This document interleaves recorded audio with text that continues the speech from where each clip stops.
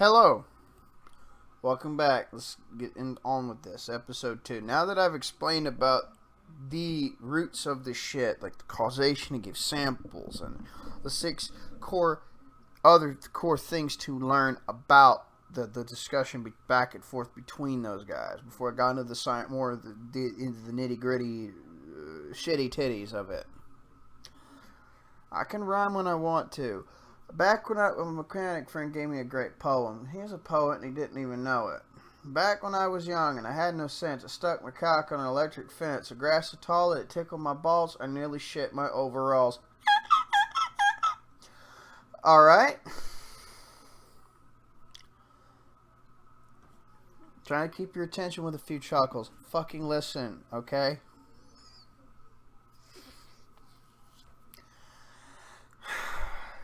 In order to say risk or any variation, we need to establish that something causes an action or a reaction. A thing or an action causes a reaction or response directly. Now, how would you do this? Going over all the shit in episode 1, how the fuck would you do this to say make health claims?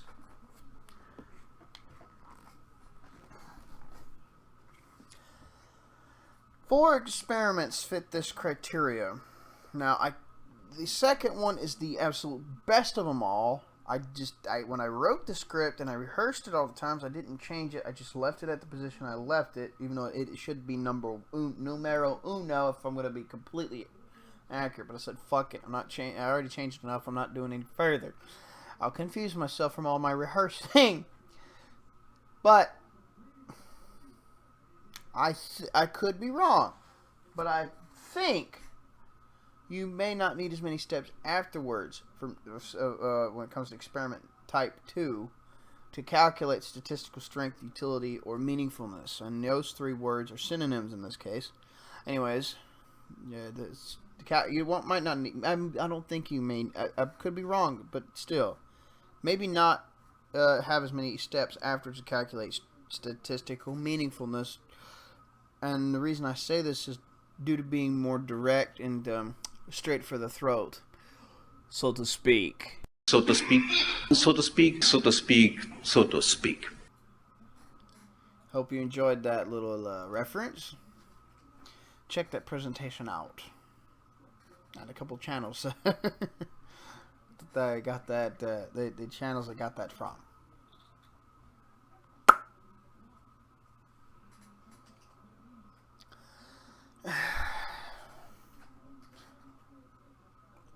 These are the experiments you should go for, and lastly, the meta-analyses of these four kinds of experiments, because removing as many subjectivity, subjective variables, removing as much subjectivity as possible, is necessary, because that just adds noise and it could just fuck the results, or at the bare minimum weaken them.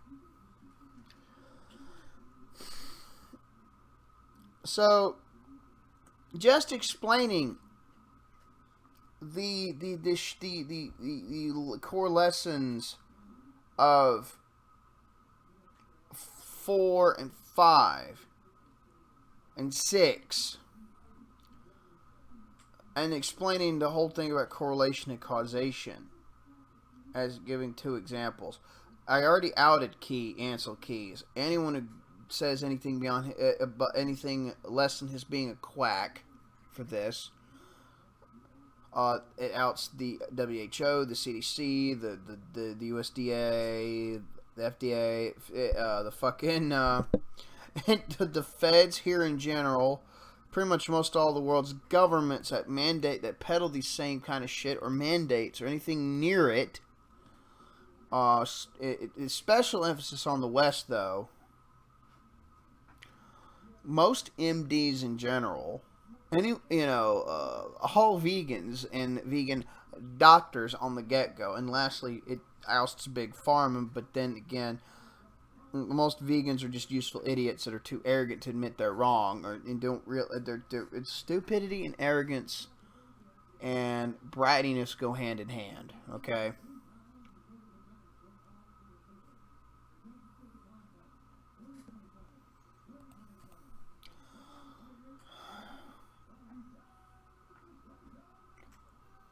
So that ousts all of them.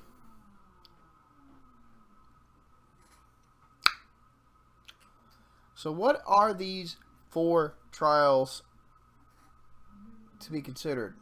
A well-tenured, well-controlled, well-powered, well-disciplined, and properly documented randomized crossover clinical trial.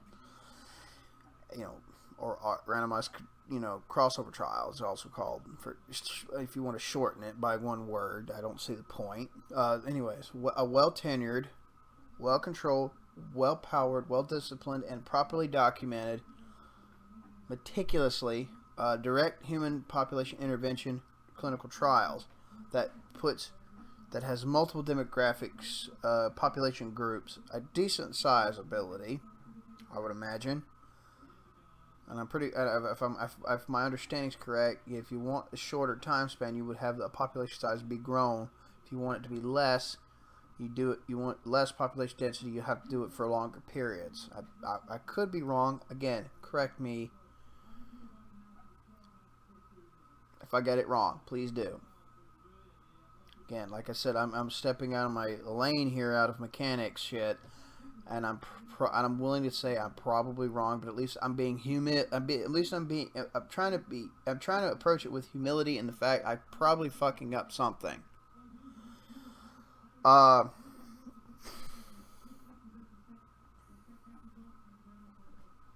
yeah, that controls everything in their lives, and that way so this is the test number 2. This is the best one.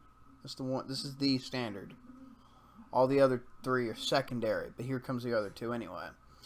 A well-tenured, well-controlled, well-powered, well-disciplined, and properly documented double-blinded, placebo-controlled randomized clinical trial. And lastly, a well-powered, well-tenured, well-disciplined, and properly documented multiple-blinded, placebo-controlled randomized clinical trial. And they all have to fucking concede to the Bradford Hill criteria, basic fucking physiology, and such, unless it could disprove something about one of those. I highly doubt the Bradford Hill criteria, but you get the point. For those other things, it proves something else. Good fucking luck with that. This is also otherwise known as Hill's criteria for causation.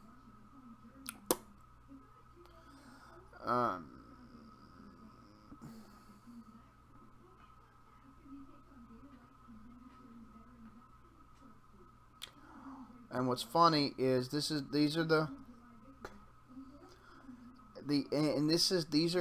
are all including step 8.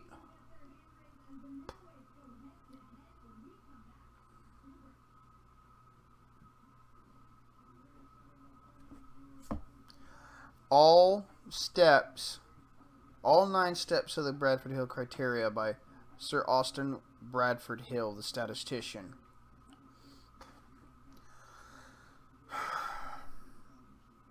And also, some authors extending off it would imagine adding reversibility, because if the cause is deleted, then the correlations would go away. I can't, based on my understanding of this, I can't disagree with that 10th criteria extension to the initial 9. Okay, let's go a little further. I want to go a little something. I want to see if I get this right too. Mendelian randomization can also not prove cause and effect. Why? Because it's an attempt at using measured variation in genes to try to establish a possible cause from correlations found in epidemiology based on associations that are assumed to be strong and are assumed between these genes and their variations of health outcomes.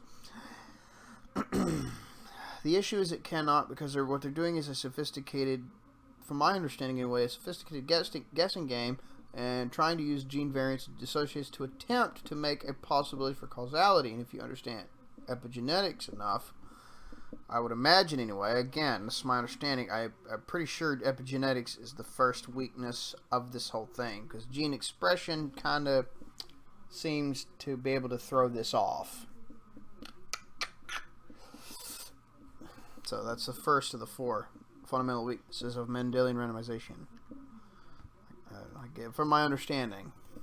Now, the rest come from a direct document explaining Mendelian randomization. And,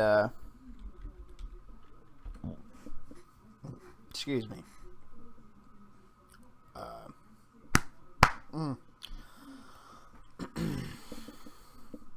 second weakness is what's called pleiotropy, which is what happens when you use or when you cause multiple outcomes or effects by a single gene or gene variant. Epigenetics, I imagine, based on my understanding of it, and I could be wrong again, seems to be a possible compounding to this weakness.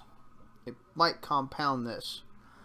The third weakness is linkage disequilibrium, which is what happens when you get a statistical association between gene variants induced by the tendency of alleles that are close together in a chromosome to be inherited together, and can occur when there is a non-random association of variants at different loci.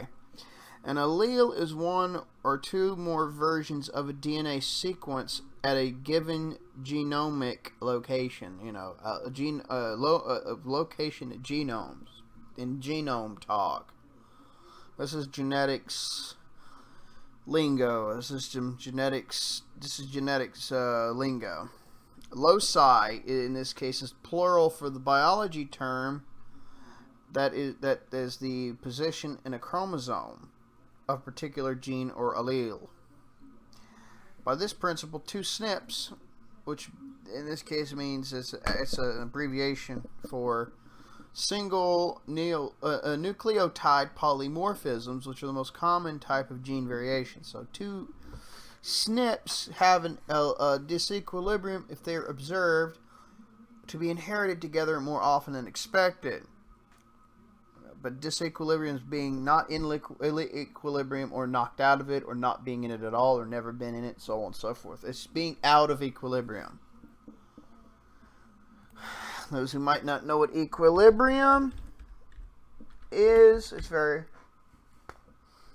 a state of, balance, state of proper adjustment between diverging forces or influences or elements.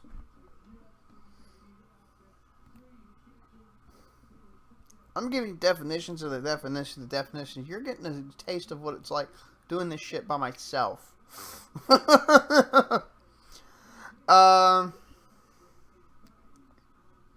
So, if they're observed to be inherited together more often than expected, the likelihood of disequilibrium increases if the SNPs are located close to one another on the chromosome. If a SNP affecting the expression of gene A may be in linkage disequilibrium with the SNP that affects expression of gene B, if a product of gene B is causally related to the disease outcomes, it would be wrong to say gene A is responsible for the phenotype. And those of you who don't know what fucking phenotype is, I'll say it as I go along. A phenotype is phenotype is a set of observational characteristics or traits of an organism.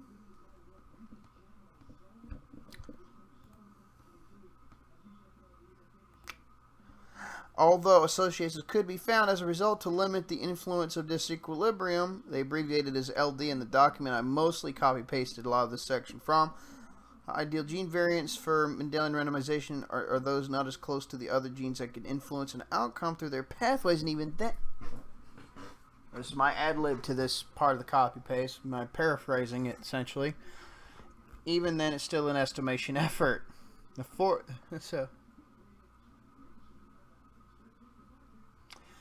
weakness is precise estimates to attempt to make a statistical strength meaningful and to say that something is likely causal or is not. Is sadly, for these people that do this, heavily biased, and that happens real often. For example, causal effect possibilities, attempts being made to try to find strong enough estimates from Mendelian randomization studies can be thought of as a population average effect, as if the intervention was applied to an entire population. That could be different than the effect of interventions applied to specific subgroups. On the other hand, weak genetic instruments that explain too little of variation in the exposure could bias the estimates or result in failure to establish the relationships due to lack of power. Using large sample sizes of genetic or genetic score combining multiple SNPs with additive or better associations, the outcome of enters partially help this problem, or you can use canalization, which refers to the development of counter-regulating mechanisms in response to gene variants. But by the time you do all this shit, take into consideration, problem is it will still not be as likely to be as rigorous as the types of trials, direct experiment trials I mentioned above, to eliminate as many probabilities and make sure there's as little to buck against, against the outcomes, and eliminate as many counterfactuals as possible.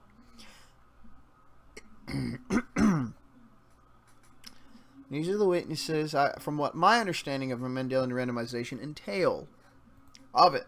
It's a big fucking sophisticated bunch of guessing games using genes and gene expressions and gene variants, I meant to say, and trying to cross-reference it with epidemiology. It's a big fucking guessing game. It's just not a fucking experiment. Here's the last one. If you want a consensus, it has to. And the only way you establish a consensus in science is not by vote, not by majority vote.